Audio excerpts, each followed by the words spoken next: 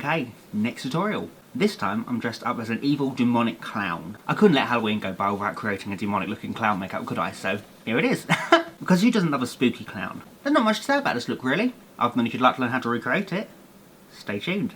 So step one involves getting rid of all of my hair, so I'm going to be popping on a latex ball cap, just so I don't have to teach you guys how to do it in this video to make things go a bit quicker. I'll pop a link on the screen right here if you'd like to learn how to put on a ball cap. So I'm going to pop on a ball cap and go from there. So for this makeup I'm going to be using a pre-made prosthetic which I got from motionpictureeffects.com, and they're actually made by RBFX. I'll pop both links on the screen here. I used them a couple times in the past for my Ghost Pirate makeup and for my Necromancer makeup, which I'll pop those links on the screen as well. I absolutely fell in love with them the second I saw their website and I decided to give them a try, and the first two times I used them were just insane. They're so good, these pieces. So these pieces are made out of foam latex, and this particular piece that I'm going to be using this time is made up of 3 parts. It's made up of a foam latex chin and cheek piece, a brow piece, and a clown nose piece, yay! Obviously it's the clown prosthetic, but these pieces are stunning. I don't know if you can see. I know I say this every time, but look how thin these edges are. It's insane. They're so wonderful to apply, they just blend off perfectly. So to apply them, I'm going to take my Pro Stick, I'm going to apply it to the area that I want to stick it down and to the back of my piece, let it go a little bit tacky, and then I can start layering it down, starting with the top to bottom I think I'm going to do.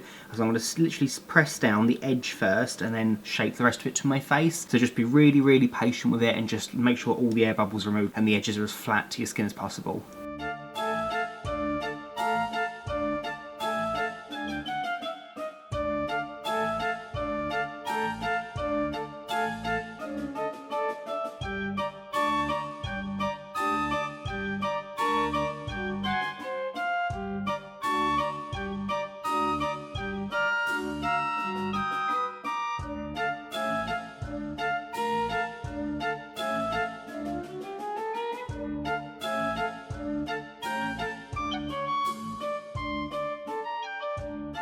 Then, once that's all stuck down and nice and dry, I'm going to take some cotton buds and I'm going to apply that all around the edges of these pieces, just rolling away, going around maybe once or twice, just to seal the edges off and really taper them off into my skin.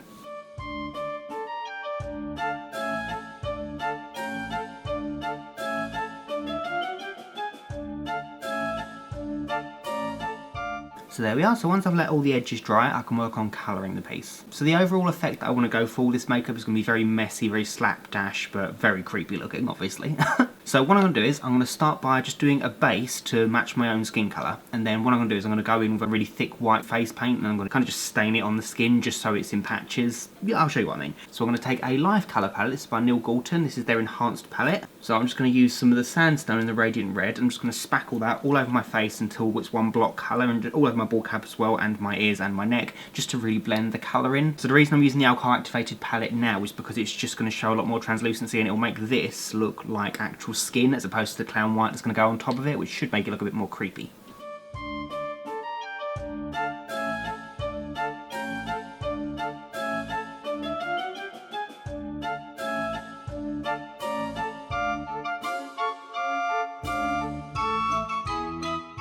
Then, when that's all dry, I'm going to take a M.A.C Chromacake white watercolour and I'm going to use that to dab it right around the middle of the face, but not really blend it. I'm going to have it really messy and it's going to stop about halfway up the head, so don't worry about making it symmetrical. So it's kind of like he's slept in it, that kind of makeup. Then once I've applied it, I'm just taking a tissue and just before it dries, I'm dabbing the colour off. So it helps blend it out and it makes it more sparse, so it just looks like it's this weathered whitewash of a makeup. So that's why I use the Skin Illustrator underneath, so the skin colour is peering through still. It actually kills me to make things look this rough. Even though there's a lot of work gone into it, it still drives me crazy, but I must persevere. Then I'm going to take a M.A.C black Chromacake watercolour and I'm going to use that to do a diamond shape on top and underneath, but I'm not going to do anything too high for now. I'm just going to do it to about there because I'm going to work on what pattern I want afterwards.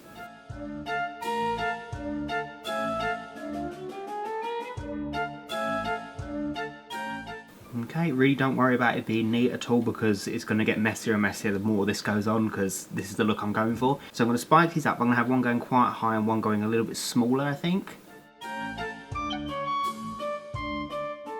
But for the underneath ones, I'm going to take the black watercolour and lots of water. And I don't want it to drip like off my face, but I want to put the colour just in the middle of the point and let it trickle down maybe to about there. So not too much water, but more water than colour because it needs to be able to fall. Like you're working with fake blood.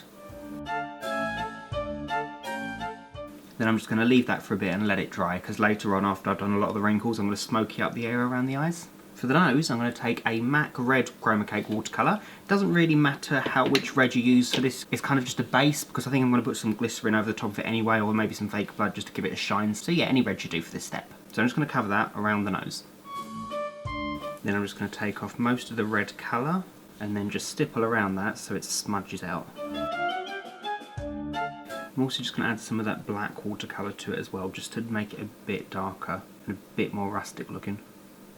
So for the mouth, I'm going to do a mixture of black and red. I want it to be more black than red, but obviously it needs that red tone in there. So I'm going to take a Collection 2000 Extreme Felt Eyeliner pen, and I'm just going to start tracing on the shape that I want. It's going to be fairly sharp, and it's obviously going to be quite a big smile.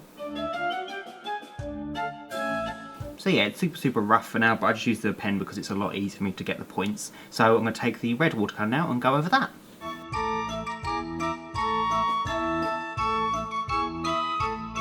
I just like the effect it gets with the black that seeps through to the red. Yeah. So then I'm going to take an O.C.C lip tart in Super NSFW, and I'm going to apply that all over the middle part of my mouth and then let it blend out. Actually, while I'm applying this to the lips, I might as well use this instead of blood on the nose, because it'll do the same effect. I love O.C.C. Then I'm going to start accentuating all the wrinkles that are sculpted into this fantastic prosthetic. I'm going to take a Grimace Black Cream in 101, and I'm going to take a really sharp, stiff brush, and I'm going to just lightly trace all of these wrinkles, making sure to taper each end off so there's no harsh start line. Try not to use too much colour when you do this though.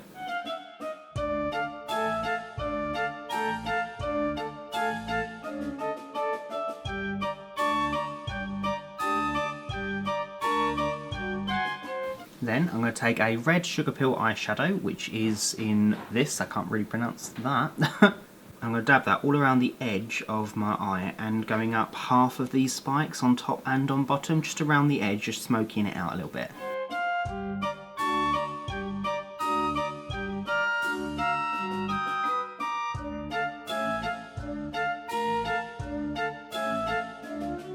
Then I'm going to take a black eyeshadow by Sugar Pill, this one's in Bulletproof, and I'm going to go just around the edges of the black, not to the ends, just in between the black and the red.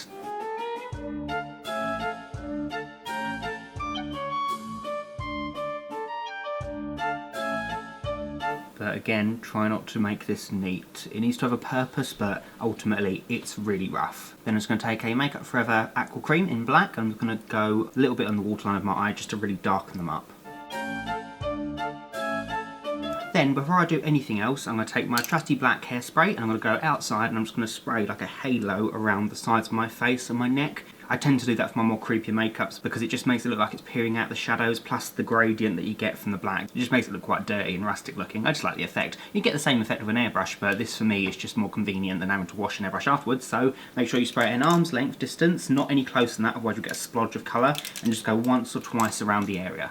Okay? Super rustic looking. Yeah. Then I'm going to take some red synthetic hair. This is actually the same hair I used for my IT tutorial, which I'll pop on the screen there if you'd like to learn how to recreate that, because that was a super fun makeup as well. I've already got it in wefts, and it's not the best quality hair, but it doesn't need to be for this kind of look. So I've got about 3 rows of these, but I'm going to take some more Pro Stick, align it around the back of my head, going to about there, and it's going to have this halo of hair, which I can backcomb later and spray up and make it go crazy. So I'm just going to go and apply that, and we'll see what it looks like. So there we are. I went a little bit overboard, I'll be honest. I ended up using about 4 rows of hair, and also went around the root of the hair with some black hairspray and then backcombed it in so it blends out. Yeah, very Diana Ross. So I think I'm going to add a few more little wrinkles here and there, pop in my contacts, pop in my costume, and I'm done. And there we go, that's the look complete. So I finished the look off by popping in 2 contact lenses, which are Sclera lenses, which you can get from scleraxl.com. I'll pop that on the screen right there. I think this one's a Mesmero lens and this is a Quasar lens. I think like a bit more asymmetrical makes it a bit more interesting to look at. I popped in a pair of fake teeth, which is why I'm talking a little bit more funnier than usual. I got them from Charles Fox in London, which is now called the Cryolan store, I believe. I got the costume off of Amazon.com, and then I popped on some white gloves just to complete the look. Well, I say complete the look, they don't really complete the look. What would really complete the look would be balloons, yay! Let no one ever say that I'm not committed to these videos. I actually went out and bought a balloon canister just for this video, and my personal amusement. So yeah, that's my spooky clown tutorial. I really hope you guys enjoyed it. Definitely make sure to check out motionpicturefx.com and pop their link on the screen there. And also check out rbfx.com, pop their link there as well. So yeah, I really hope you guys enjoyed this makeup. If you like the video, make sure you know the usual. Rate, comment, subscribe and all that jazz. If you could share this video as well, that would really help me out. So yeah, I hope you guys have an amazing Halloween. So until next time, bye guys.